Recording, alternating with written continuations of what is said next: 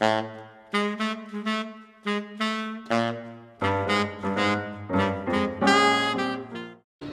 everybody, Donna here from the Everything Saxophone Podcast, and we are at the Key Leaves Everything Saxophone Podcast NAMM 2019, and our special guest right now is Gustavo Bulgach.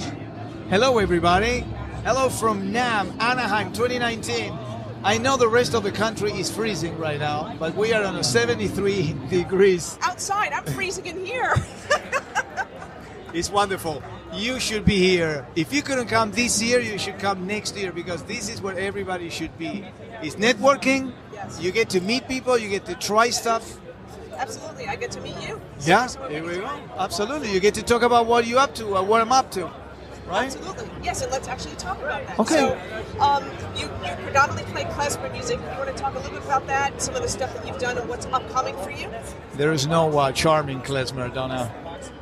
There's no ego in klezmer. It's just dance music. But this is how I approach it. Klezmer music is wedding music. It's Jewish wedding music, more or less, right? The core is that. But like every other style of music, it's an umbrella. It's not just one thing. Klezmer has different rhythms, has different influences, has different claves, has different things that when you get into it, is extraordinarily amazing how can you use all the resources in music that in other styles of music you don't use it. So we use a lot of key changes, a lot of stopping and going, a lot of like trying to get people up and dancing. Because if they don't dance, we don't get paid. That's right. So, it's all about the entertainment. It's all about the entertainment, which is beautiful because the concept of making people dance when you play is a challenge, right? Because you can make them dance for a while, but how about a few hours? That's true. Yeah, so I use the clarinet mostly, but also saxophone, alto, tenor. The traditional klezmer is more led by a violin or by a soprano voice like a flute or a clarinet. Right. But more contemporary, using alto saxophone, using trumpets, using tenor saxophone. That's awesome. Mixing more influences. You know, what happens with every style of music, it dies when it stays still. As long as it runs somewhere, it will encounter other styles of music that will get enriched and renewed by the power of the youth to continue playing. So I encounter a lot of people, a lot of young players really want to play, and they love the fact that they're not restricted to which instrument you play. Anybody can play. Anybody can, everybody's welcome. So what happens at NAMM is you encounter people that exchange your cars, say, let's jam, let's see what each other is up to. Very important. Yeah, that whole experience, we were just talking to Derek Brown, and he was saying the same thing. What he loves about jazz is that it's expanding. It's, it's embracing of other types of music and just expanding, even what he's done, with the beatbox. Amazing. Stuff. Oh, I love it. Of course, not only that, but by going out there, you use your music as a tool to encounter people. Yeah. Peace. Music is peace.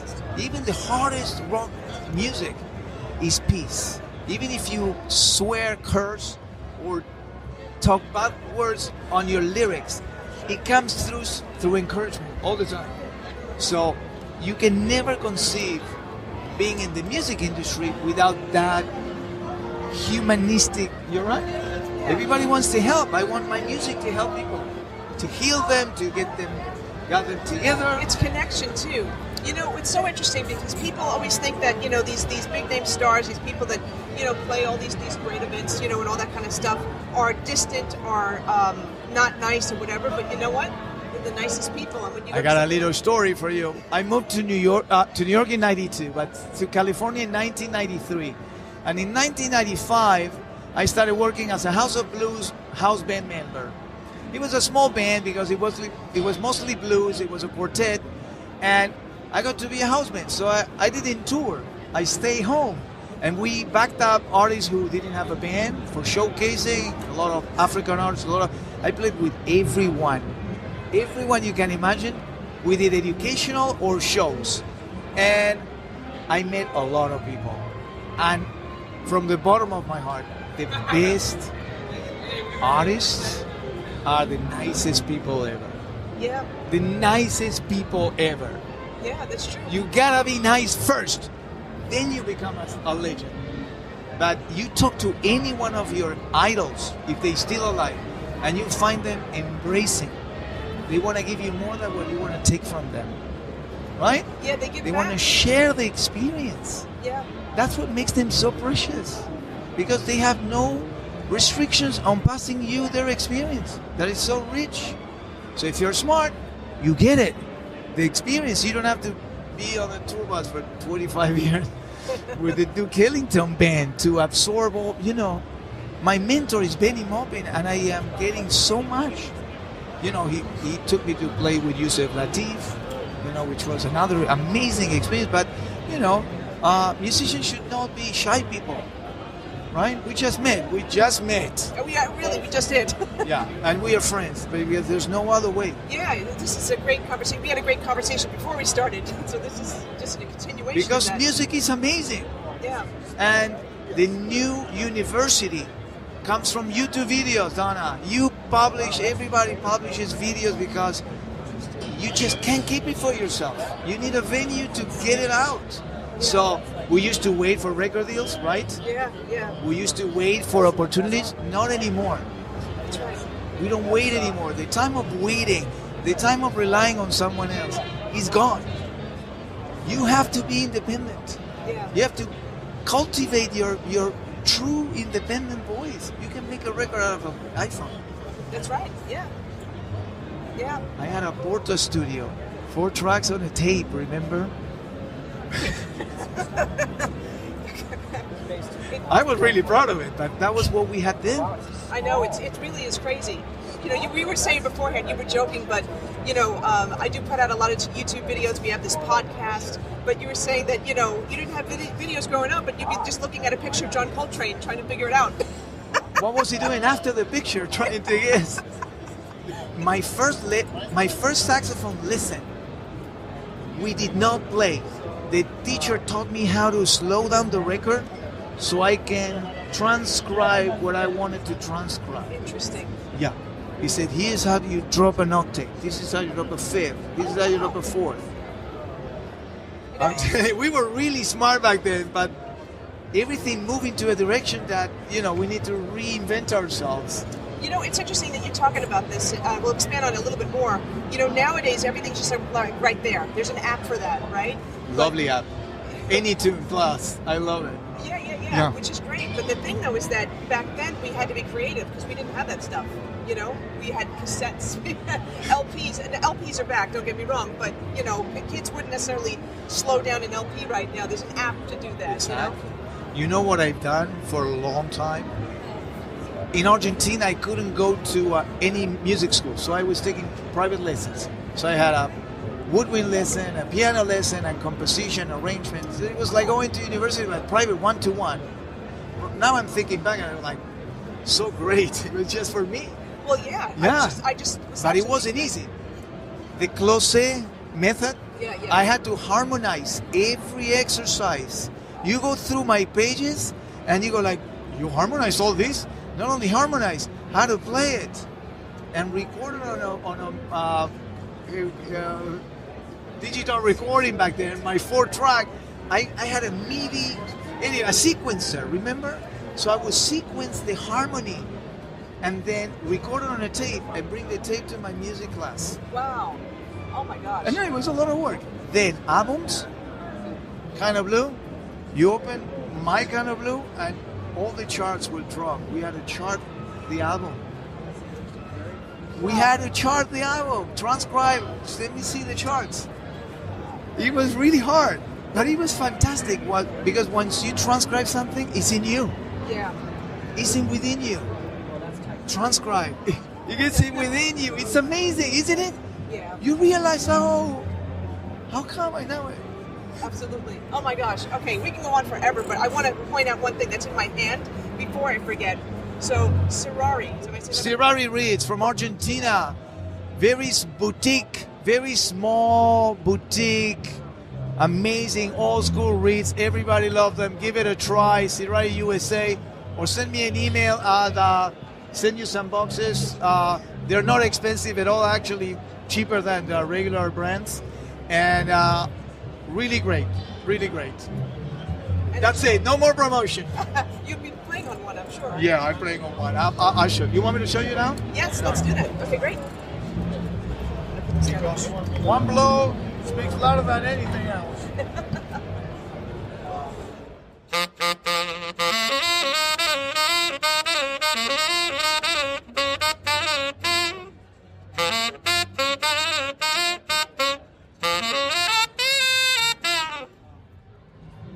Awesome. Yeah, they're very nice. I mean, they work. There's nothing better or worse than anything else. It's just really good cane. It sounds very free. It sounds free. The cane that we use to cut these reeds come from very small growers. So we're not only helping small growers, but along the way, we are very, the end of the product has to be the best quality for the smallest amount of money. Yeah. So we are saving money on overhead. We don't do promotion, and everything is recyclable cardboard. Because we're trying to keep the price down, so we can bring you the best for the price, right? That's awesome. That's really cool. We should promote one more thing, though. Yes. You got to do that bell light. Okay. You got to do that bell light because the boogie bell. Yeah, we were talking beforehand about, and this is a good tip for everybody. You know, music is about entertainment. It's about entertaining the audience, and so Gustavo invented something. Yeah, he's got to pull this out. This is very interesting, and I'll give a little story while he's pulling it out. When I first moved to California, I caught a performance by the Temple City High School Band, and I was amazed at how all the trumpet players had like Christmas lights on their trumpet. And I said, "What? We don't do that back in the Northeast. I mean, they'll probably crack it, in the cold." So I was really impressed. I was surprised when Gustavo pulled this out. Well, I'm in the same page. I think that through the years, instruments kind of look alike, and to seduce the young kids to pick up your instrument instead of a guitar or a keyboard, you just really have to bring something that it would capture their eyes more than the ears. So okay, this is called the boogie bell. This is the bell of the clarinet, and I adapted this LED screen that is controlled by an application, and unfortunately, the screen is only one color, so you can get either blue, white, or red, or different colors, but you cannot change it yet. The idea is to update the screen to be like a cell phone screen, so you can broadcast anything you want. Wow. So this is the boogie bell. If you like it, send me an email. This will revolutionize because it's so visual. Oh my gosh! And you were saying like you could say "Happy Birthday" on there, happy like anniversary. Here, NAMM 2019, so you know what it is. I know, silly but works, and it's all about bringing fun. Nobody should there's a lot of fun on being serious. There's so much more fun on being serious than being wishy-washy. When you think you know it, and you know in the bottom of your heart, you don't know it, you become arrogant. But when you put the time, you put the effort, you realize that everyone is in the same road, is doing the work, is walking the walk, is putting the time and investing the money and everything they have. No one is wealthy by nature. Nobody's wealthy by nature. You don't cultivate money, cultivate your art. The money will follow. They will shower you with money when your art comes through. But cultivate your art. Be serious. It's a lot of fun. I was very serious, and look what I got. But you know what's interesting? I love the way you're saying this, because I know with a lot of folks, I don't know if it's true with you too, people want to take up the saxophone, for example, and they'll say, oh, in 6 months I want to sound like Charlie Parker. And I think to myself, okay, it's not going to happen in 6 months, but if you take the time and you're serious about it, I think the more time that you spend on your instrument practicing or whatever you're doing, you'll be able to have fun. Where the less time you spend, you have these high expectations, and that's why people quit. This is what I've been told by my teacher. Music, as a student, had be conceived as you're looking at the horizon. That's your goal. So as you're moving, the first goal is to make a few notes sound. Then when you get the note sound, you want a melody. Then when you get the melody, you want the second octave. But you maintain your visual goal in the horizon that is moving as you're moving forward. So you're always in the same distance than from your goal as your first day. You know, that's a great way of looking at it, because I think, you know, music teachers today, and we do get a lot of music teachers that listen to the podcast, but you know what? If you set the goals, that's one thing that I think, you know, we're so like praised with, you know, like testing and this and that, whatever. But if you actually set goals for the kids and show the value of setting goals and being able to achieve 1% progress toward those goals every day, I think kids are going to keep up with it. We'll have a more cultured society overall. Well, there's two stages. The first stage is the student and the teacher. The second stage is the disciple and the mentor. You never seek a teacher, seek a mentor. When you see Donna can play what I want to play, if she can play it, I can play it. So I became your mentor, your disciple, not your student. You become my mentor. I want to be like you. I want to be like Charlie Parker. I want to be like Rulon. I want to be, why not? If they set you the example, learn from who's next to you. Don't learn from far away. Far away is dreamland. This is now. So if we go like, okay, show me, you like the sound, you go by the reeds. But if I tell you about something and I don't have anything here to show you, it has no value because it's a dream. And selling dreams is not my thing. I'm selling you not only hard work, but discipline for whatever you do. Self-discipline. When you wake up in the morning because you got to do something. Yes, it gives you a reason. It gives you a reason to wake up. You don't have to be old like me to awaken to the truth. You can awaken to the truth way earlier in life, and you will save so much, and you'll be so much happier, so much earlier, and infuse people with happiness, right? I wish someone had told me that growing up, honestly, seriously. So I think this is great advice. I think this has been awesome. Do you want to play something for us? Yeah. Awesome. I'll play some klezmer. Oh, yeah, that'd be great. Okay, cool. Right. In klezmer music, there's two things.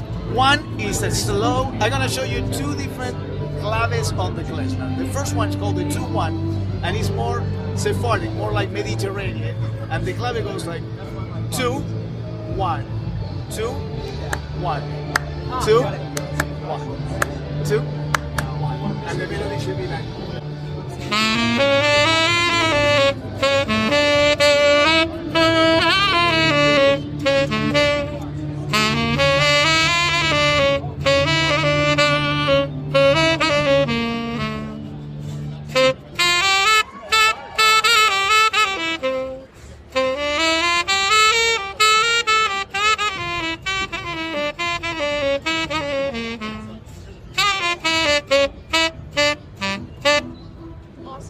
The second one is called 3-3-2, and it goes like this: 1, 2, 3, 1, 2, 3, 1, 2, 1, 2, 3, 1, 2. Very universal these days. Yes. So on that, you can play more like upbeat, what we call upbeat, waiting music.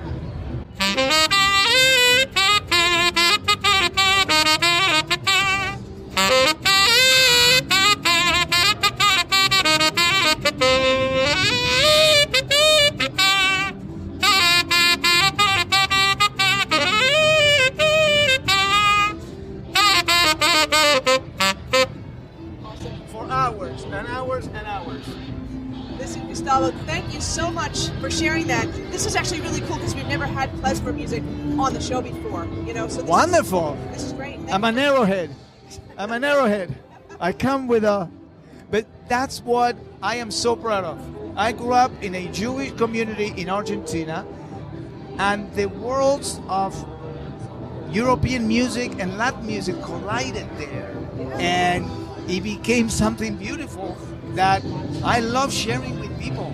I am not afraid of the culture or the music I've learned from my grandparents, and seriously, people receive that with open arms because the thirst for new stuff is so big. Yeah, especially today. Yeah. So big. I play klezmer music, people open their eyes like, whoa! You know, so thank you very much for the opportunity, and I hope meet any one of you and let's play klezmer together soon. Awesome, thank you so much. Thank you. Have a good year.